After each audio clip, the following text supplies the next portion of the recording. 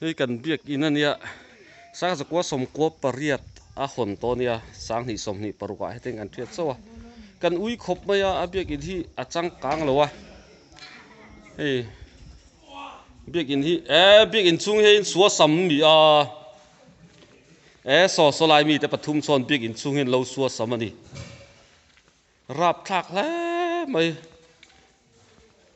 biak in chung hei biak in chung an suasam na sal duk mahal te biak in suasam mi suasam luah biak in biak in lo suasam na sa ni hi chairman thut na po hei alet ling zong in an da da ya kina hetian youtube pa an da nga biak in an suasam ni avrap thak em avrap thak em ti kha ai tai ti la khan da nga mahal te ta hei mel ti chiang dum ti lang nga chin chang re bak lo video en tuan pe lo ho khan khoi lam mi nge ni ya in pe liam liam lo mi kan venga mi chu ni se o te kan tiang khai hei arap thak le mai hian kum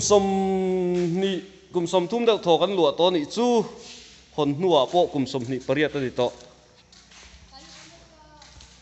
an biak in hi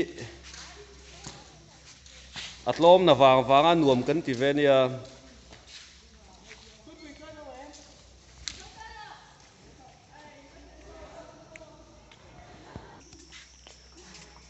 lam hi control room lam ania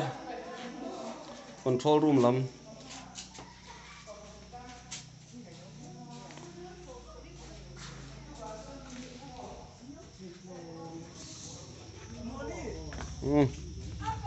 le kha ngatige biak in suasam em di tuinga ti tir cheu ege tharau sualin ati tir cheu mi